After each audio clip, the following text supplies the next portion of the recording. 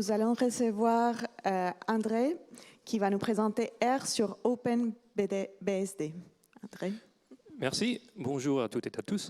Je fais partie du hackerspace norvégien Omega Verksted et je ne travaille pas avec ni R ni OpenBSD, mais j'ai vu il y a plusieurs années que si je parle de l'OpenBSD ou de l'R, après on va parler avec moi et je peux faire semblant d'avoir ami.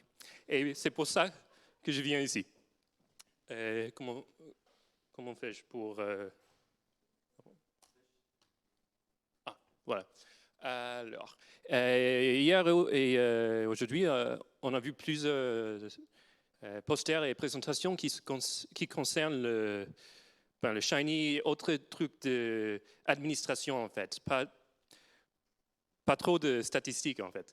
Et cela m'indique que l'administration c'est un gros problème dans R au moment.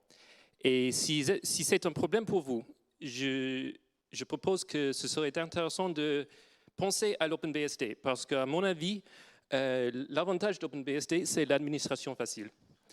Mais il y a un inconvénient, c'est que certains packages d'R ne fonctionnent pas encore sur OpenBSD. Alors, on va discuter comment installer les R et les packages R sur OpenBSD et quelques problèmes qui pourraient arriver et comment les résoudre. Aussi, et puis on va discuter les avantages de l'OpenBSD. Alors, vous connaissez probablement Ubuntu ou Debian. On a, dans ces systèmes-là, on a apt et en OpenBSD, on a package. Alors, package add, c'est la commande pour installer un package. Alors, R et RStudio, on les installe comme ça, et puis on utilise install packages pour les packages R, comme d'habitude. Mais là, on va avoir des problèmes. Parce que souvent, il y a des problèmes de compilation où quelqu'un a réussi à installer un package sur GNU Linux, mais on n'a pas essayé à l'installer sur OpenBSD. Alors, par exemple, j'ai eu 2 problèmes hier dans le tuto de StatSpatial. Voilà. Alors, comment faire quand on a ce sort de problème? D'abord, il faut lire les messages d'erreur. Très souvent, ils sont très directs. Aussi, il faut essayer de trouver les bugs et les résoudre. Alors, j'ai vu que le premier, c'était un problème avec une fonction C. Et le deuxième, c'était le nom du compilateur. Et il fallait juste faire un symlink. Et puis je l'ai résolu pour moi-même, mais il vaut mieux le contribuer aux sources, c'est-à-dire notifier les développeurs ou en fait Ingo Feinerer qui est responsable pour la moitié des porting d'R jusqu'à OpenBSD. Mais en fait, la meilleure option, c'est de faire un patch vous-même. Et là, on peut avoir des problèmes. Alors, le processus, c'est on essaie d'installer un package, on trouve un bug, on fait un patch, et on voit les changements. Mais pour moi, ce n'est pas possible d'utiliser GitHub. Et c'est une question du droit de la femme et de l'homme. En fait, dans plusieurs packages R, on a une culture de logiciels propriétaires. C'est-à-dire on utilise le GitHub, le Slack et autres logiciels propriétaires. Et moi, j'aime pas ça. J'utilise R parce que c'est un logiciel libre. En fait, ça fait partie du projet GNU. Et comme ça fait partie du projet GNU, si vous allez contribuer à R base par un package, vous êtes... le force suit les critères éthiques de GNU. C'est-à-dire que dans R base, on fait simplement un mail ou on utilise Bugzilla. Ce sont tous les deux des logiciels libres. Et j'ai eu, une fois, j'ai eu un dilemme. J'ai trouvé un problème dans un package RStudio et j'ai voulu contribuer le patch. Parce que j'ai fait le patch, ça a fonctionné pour moi. Mais je ne l'ai pas pu faire parce que la règle de cette librairie, c'était qu'il fallait faire un pull request sur GitHub. Et GitHub, c'est un logiciel propriétaire. Alors, j'ai dû faire un choix. Est-ce que je vais garder mes droits, garder ma liberté, ou est-ce que je vais devenir un esclave au logiciel propriétaire? Et j'ai choisi en fait de garder mes droits et ne pas faire la contribution. Pour certains de vous, vous avez aussi l'option de trouver un ami qui aime être esclave et qui peut faire le pull request pour vous, mais moi, je n'ai pas d'amis, alors ce n'était pas une option. Alors, en ce cas-là, on a toujours deux options. Le premier, c'est de ne pas utiliser le package, ou bien de le patcher toi-même, ou essayer l'année prochaine. Mais aussi, s'il faut l'utiliser et on ne peut pas le patcher, on peut installer GNU Linux dans une machine virtuelle, dans OpenBSD, et on peut faire la communication avec AirServe. Alors, comment faire ça? On va suivre le guide OpenBSD pour installer une machine virtuelle. Puis, on va installer Alpine Linux dans la machine virtuelle. Puis, on va installer R dans le Alpine Linux, et si vous avez envie, Docker aussi. Et puis, dans cet environnement virtualisé, on va installer AirServe et le AirServe client dans OpenBSD. Et puis, ben oui. Alors, ce sont les commandes pour pour installer Alpine Linux dans la machine virtualisée dans OpenBSD.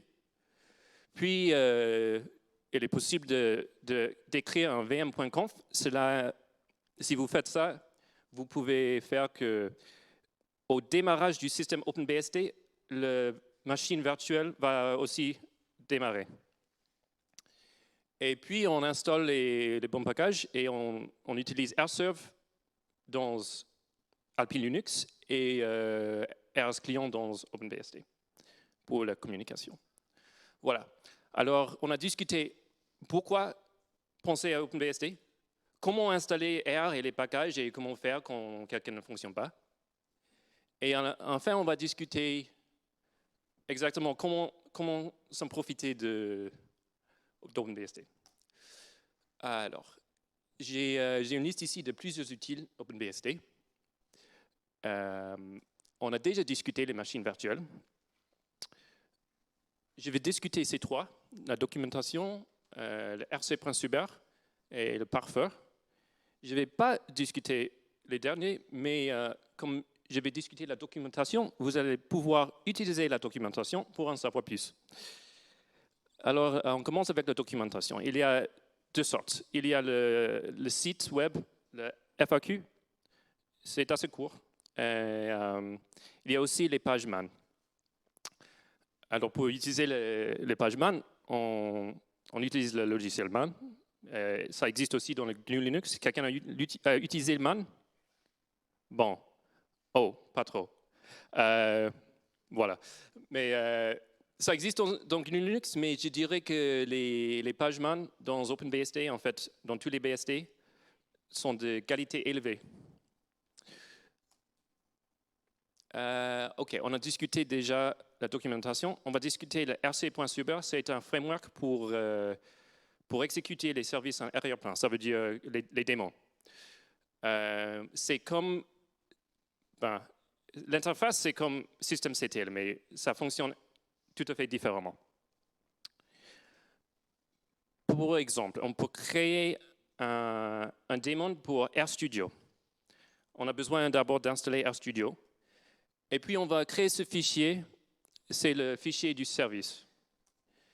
Et ça, c'est le contenu de ce fichier. Comment lire ce fichier? D'abord, ce sont du boilerplate du rc.suber. Il ne faut pas penser trop à ça. Alors, ça, c'est la vraie configuration. On va exécuter RServer avec ses options et cet utilisateur. Et comme ça, vous pouvez utiliser rcctl start, rcctl restart, etc. Voilà. Et le dernier truc, c'est le parser. Je vais vous donner un exemple. Comment configurer le parser pour interdire la moitié des communications réseau, mais de permettre ce qui est nécessaire pour, par exemple, pour un certain projet. On a besoin de l'accès à CRAN, une base de données, RStudio. Alors, ce sont en PF, on a deux sortes de variables. Je ne vais pas discuter la différence, mais ce sont les deux sortes de variables. Et puis, en bas, ça veut dire que par défaut, on va tout permettre. N'importe quelle communication de réseau va être permis. Mais on va interdire certaines communications. Ça veut dire en fait, pour notre utilisateur, on va permettre presque rien. Mais alors d'abord, tout est permis, puis tout est interdit pour notre utilisateur, et enfin, on va permettre que certaines choses pour cet utilisateur. On va permettre le DNS, le CRAN, Postgres et RStudio. Alors, pour résumer, l'avantage de l'OpenBSD, c'est l'administration facile. L'inconvénient, c'est que certains packages d'air ne fonctionnent pas. Mais il y a des solutions, et comme je vous ai montré. Voilà. Quelques dernières remarques. Il faut faire attention dans le contexte du travail, parce que l'OpenBSD, ça fonctionne tellement bien. C'est bon pour les gens paresseux comme moi, et comme on vient d'entendre. Mais au travail, il est souvent important d'être occupé. Et si vous utilisez OpenBSD, il se peut que vous n'allez pas travailler parce qu'il fonctionne tellement bien. Et dans le contexte de travail, il faut penser à peut-être utiliser un système qui ne marche pas tellement bien que l'OpenBSD. Comme j'avais dit, je ne travaille pas avec OpenBSD. Voilà. Alors, ce sont les slides. Et une dernière remarque avant les questions.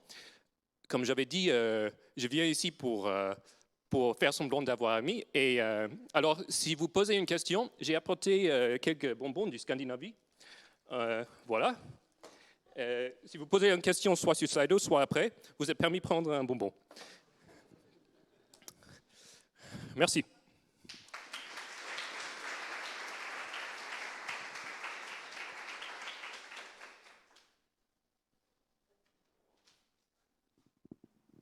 Dès que tu as proposé des bonbons, les questions sont parties.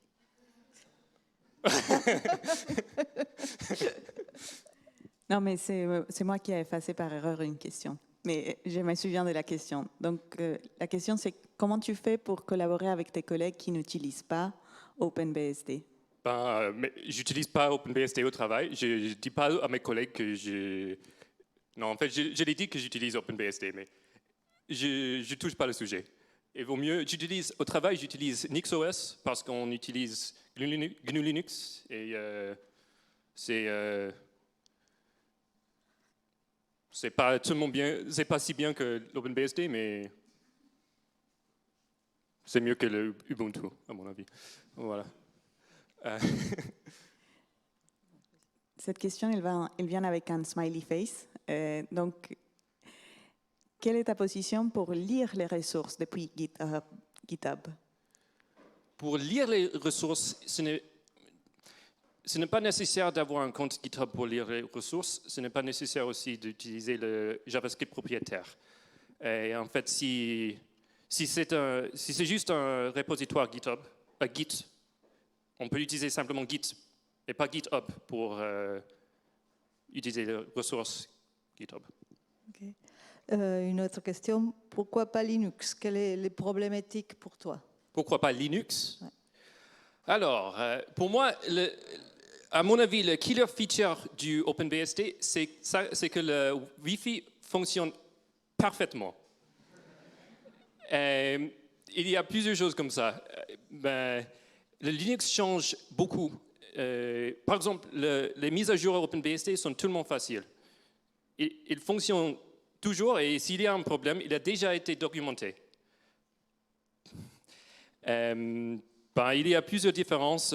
S'il y a encore des questions, il y a encore un? OK, je vais prendre le dernier et puis je peux revenir à cette question. Donc, OpenBSD, ce serait plus pour les serveurs ou aussi pour les utilisateurs finaux? Je l'utilise sur les deux, sur mon ordinateur portable, par exemple.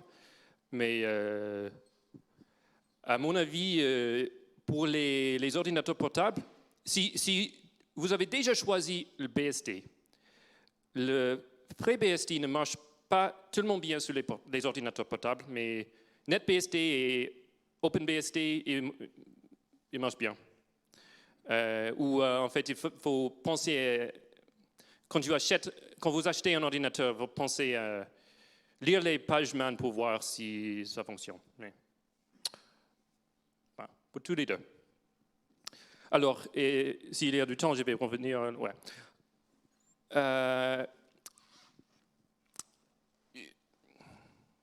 Il y a plusieurs...